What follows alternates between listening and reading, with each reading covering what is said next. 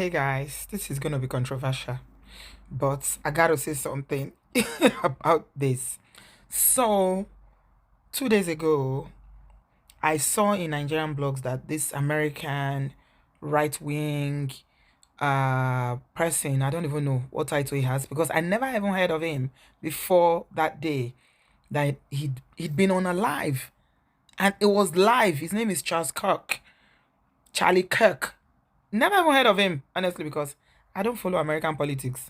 Politics anywhere in the world is tiring.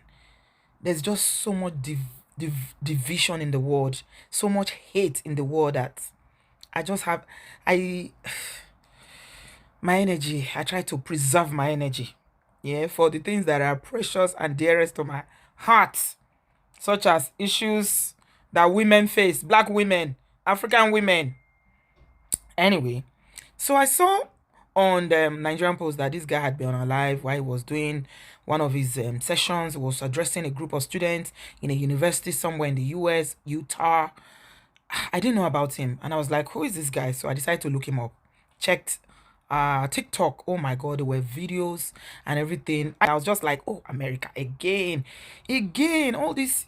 Unaliving of people, school unaliving every day. I actually saw it today online that a day after 100 times children have been unalive, school unaliving 100 already. That's 100 different times children have been unalive in schools in America. So in my mind I was like, oh my God, another one again. And this was real time, people were recording it, it was live, and I'm like, oh my God.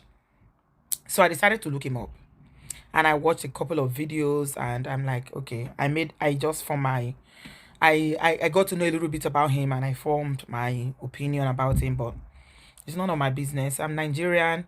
My country is in disarray. There's hunger in the land. There's poverty. There's unemployment. There's no electricity. There are no jobs. What's my business? Mainly in American politics. So, I just took it out of my mind. But I was just, watching videos just to get a little bit, info about this guy and why he was so famous and everything. That's the Charlie. Come to social media today, and I'm seeing Nigerian Christians.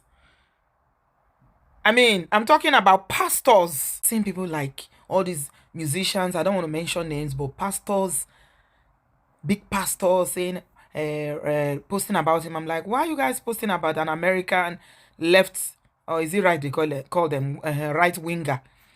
Why are you posting about him? You've not posted about the issues that are happening in Nigeria. The unaliving that's happening per minute per second in Nigeria, you've not posted about. Why is it that Nigerian Christians are always so carrying other countries' matter on their head?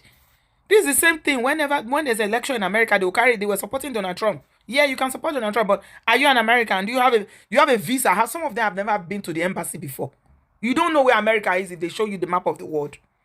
If people who live in America, Nigerians or Africans who live in America, this thing affects, actually talk, I'm not going to have a problem. But what is your own in Nigeria? You're a musician, a gospel musician, and now you are posting about a right winger that's got nothing to do with you. You've not posted about what is happening in Benue. You've not posted about what is happening in Pleateu. Every day, they are unaliving farmers. But if it's America, you carry it on your head. The hypocrisy in that our country, I saw so many things. So I started asking my sons, because they are more aware of all this world politics. Toby is very, very politically aware. There's nothing he doesn't know about politics. So I wasn't even talking to him. He was not home. So I was asking his brother. I was like, do you know this guy? And she was like, yes. Like, oh, what do you know about him? They now started giving me information about, him. He supports the right wing, and, some of the inflammatory things that he says. He claims to be a Christian and all that. Says some things about, black people, black women. He even said something about, how if he wants to enter a plane and he sees a black pilot, that he would not trust that the pilot is qualified or something like that. I'm like, oh my God. Now, as I said, American politics, not my cup of tea. Because as a friend of mine said yesterday, both the right and the left and right, is so divisive. Why can't there just be peace in the world? Why? Why is there so much hate? It's the same thing I see happening in Nigeria.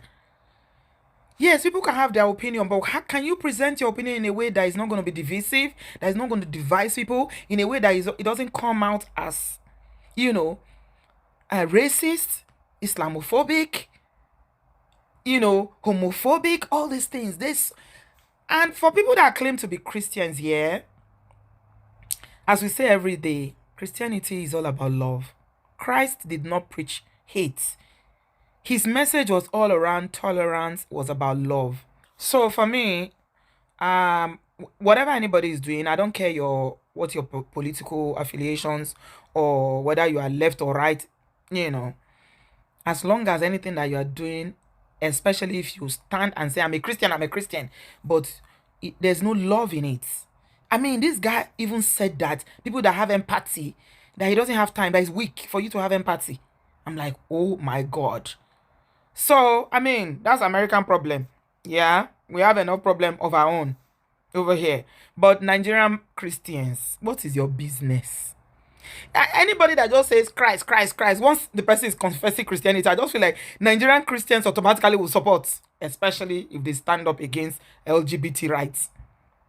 They support Christ. If Christ was alive, this same Christ that will preach in Christianity was alive today, he's not going to condemn anybody, despite your persuasion in faith, despite your sexual orientation, despite your political views or whatever. It's not. It should be love. That is what he preached.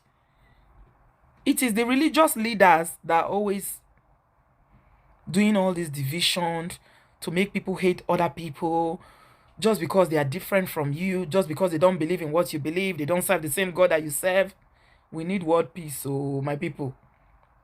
The hate on social media. I don't know whether social media has done the world more harm than more good. Honestly, guys, what do you think? Because it's through social media that we get to hear all these divisions. Look at, for instance, Nigeria. This constant battle and fight all the time against people who say they are Igbo, people that say they are Yoruba, and the hate that they spill against one another. If it wasn't social media, I would not see it all. It would not be, heightened like this. So I don't know whether social media has done the world more good, because it's just an opportunity for anybody now to open their mouth and say whatever they like. You guys saw the other day there was a wedding, beautiful ceremony. Then all of a sudden, Nigerian social media took it over. It was all about comparing whose wedding is better, who has more money, who has more class. What is all this? Please, let there be peace in the world. Let there be love. Let's love one another, whether we agree or disagree. Love is the message of Christ. Without love, there's no Christianity. It's just religion. Anything that you do outside love is not Christianity, it's religion. Real.